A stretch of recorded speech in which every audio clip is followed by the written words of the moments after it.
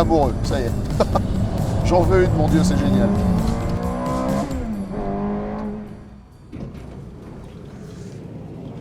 Bonjour et bienvenue sur Top Gear. Aujourd'hui, nous sommes en périphérie de Turin avec Paolo. Bonjour. Bonjour. On est à Manifattura Automobili Torino et on va découvrir une de ces merveilleuses créations. Paolo, je vous laisse nous expliquer qu'est-ce qu'on est venu faire ici. Alors, ici aujourd'hui, vous pouvez voir la nouvelle Stratos. C'est une voiture qui améliore beaucoup, bien sûr, les performances de la voiture d'origine, mais essaye de reprendre l'esprit de cette voiture avec une technologie moderne et avec un dessin revisité. On va conduire celle-là, c'est ça? Oui, on D'accord. va faire un petit tour avec celle-ci. Une voiture américaine avec une boîte manuelle. Aujourd'hui, les jeunes, ils prennent ça un petit peu comme un défi. Ils veulent revenir à Raw Nature. Oui, et ils veulent aussi apprendre et montrer qu'ils sont des vrais conducteurs, des vrais pilotes. Donc, ils aiment avoir le stick. Bon, nous, vous savez qu'on aime les voitures, mais on aime aussi découvrir la culture locale. Est-ce qu'on va bien manger aujourd'hui? J'espère. On va trouver On est en Italie. petite Il ostéria. faut quand même qu'on se fasse plaisir. Allez, c'est parti.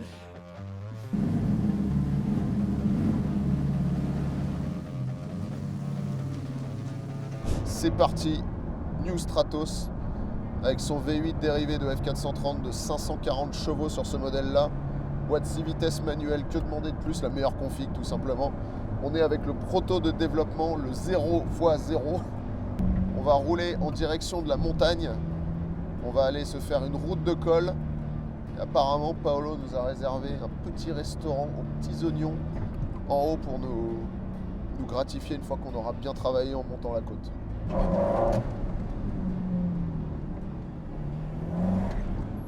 Donc si vous voulez une New Stratos, il faut déjà que vous trouviez une F430 en bon état, parce qu'après c'est Paolo personnellement qui va expertiser votre voiture et vous dire si elle est bonne candidate ou pas à la conversion. Il ne faut pas que la voiture soit accidentée, il ne faut pas qu'elle soit trop fatiguée. Donc ça va déjà vous coûter entre 70 et 150 000 € en fonction de l'état de la F430 que vous allez acheter. Ensuite, vous allez remettre environ 500 000 € pour la transformer en New Stratos, sachant qu'il y a des options, donc ça peut monter à plus que ça. Mais en gros, vous ne pourrez pas avoir une New Stratos en dessous d'un budget de 600 000 €. Et quand on réfléchit bien pour une voiture bespoke comme ça, que personne d'autre n'aura, c'est pas si cher que ça. D'autant qu'avec 25 exemplaires, je suis à peu près persuadé que la valeur de revente future ne va jamais faiblir. C'est une voiture qui s'échangera à plus d'1 million une fois que la production sera terminée. Bon, mais qu'est-ce qu'elle a dans le ventre cette voiture? On y va? Allez, c'est parti.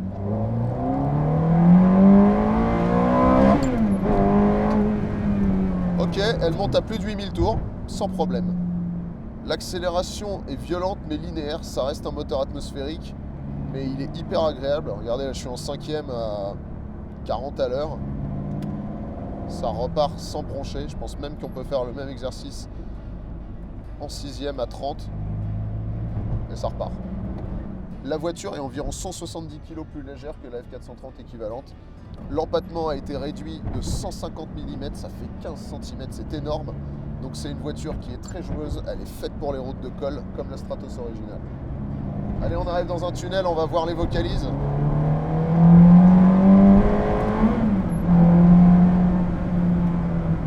Fabuleux. La quintessence italienne.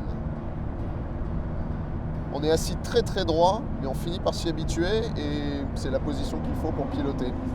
Comme nous le disait Paolo, son objectif dans toutes les voitures qu'il a créées, c'est qu'on ait l'impression, la sensation d'être dans une voiture de série. Il ne faut pas oublier que Paolo, il a travaillé pendant 18 ans chez Pininfarina aux projets spéciaux et que c'est lui qui fournissait toutes les voitures au Sultan de Brunei. Et il les mettait au point lui-même sur une petite route qu'il avait trouvée et où il allait en pleine nuit. Et que les Italiens qui travaillaient avec lui avaient rebaptisé le circuit Garella, parce que c'était sa route à lui. Sacré Paolo.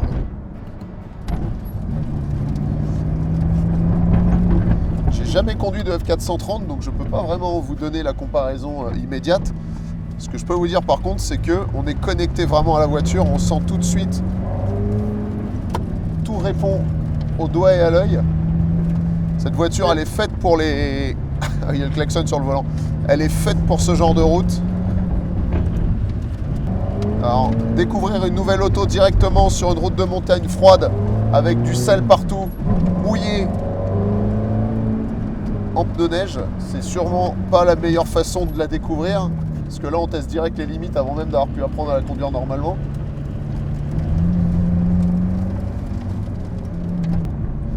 Ben voilà, en fait il y a le Manettino, il l'avait mis en mode race, évidemment. Moi je vais le mettre en mode neige. On va pas faire les fous. Là je suis en deuxième, je pense qu'il y a largement assez de puissance. Ah, les moteurs atmosphériques, c'est quand même quelque chose. Les compteurs ont un look hyper rétro, mais ça fait vraiment ambiance. Compte tour qui commence à être dans la zone rouge à partir de 9000 tours. Ça fait toujours plaisir. On a tout ce qu'il faut, la température d'eau, température d'huile, pression d'huile, tous les indicateurs sont au vert.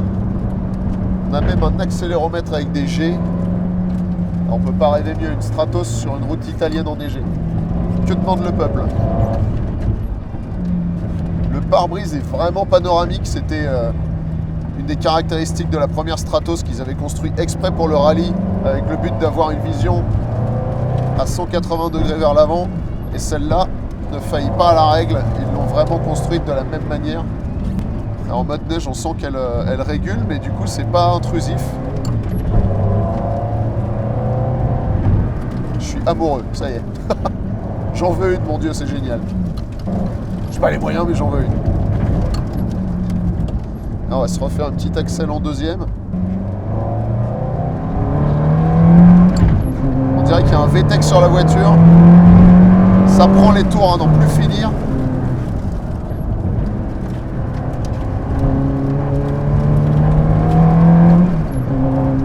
Ah, c'est génial. C'est un vrai privilège de pouvoir conduire cette auto. Il n'y a que 25 personnes au monde qui auront cette chance. Et il reste environ une dizaine de Stratos encore à construire avant la fin de la série.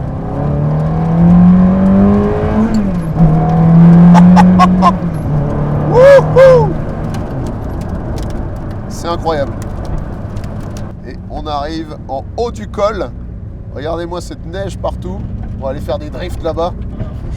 Je pense que ça va finir comme ça. Et a priori, on arrive au restaurant. J'ai hâte de voir les spécialités de montagne.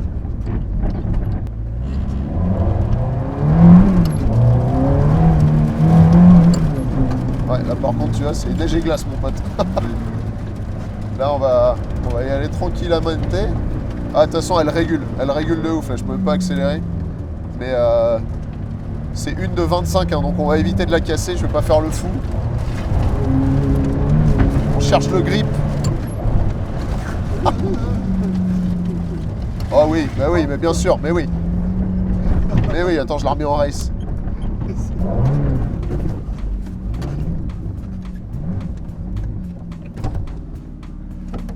C'est absolument formidable. J'ai envie d'y retourner, mais d'abord on va les manger. Alors la sortie, forcément, c'est une voiture de sport, hein, donc faut pas être un vieux monsieur. Et maintenant, mangiare.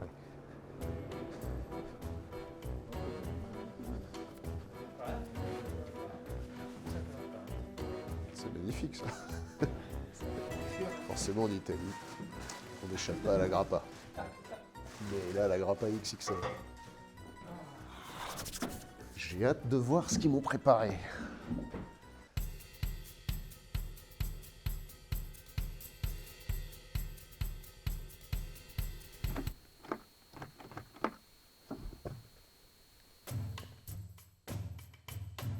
Qu'est-ce qu'il fait là, lui? Ah ok, non mais toi tu t'es dit que tu t'invitais comme ça, quand il y en a un pour un, il y en a pour deux. Bon bah ok, très bien. Ouh, merci. Qu'est-ce que c'est?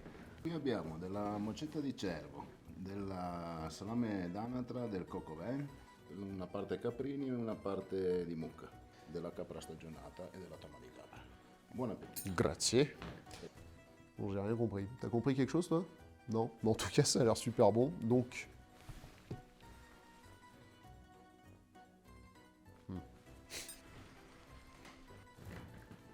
Tagliatelle al cinghiale e prima il sugo d'arancia. C'est délicieux. Ok. J'ai compris. Tiens. Allez, vas-y, va t'amuser. De toute façon, il bouge jamais.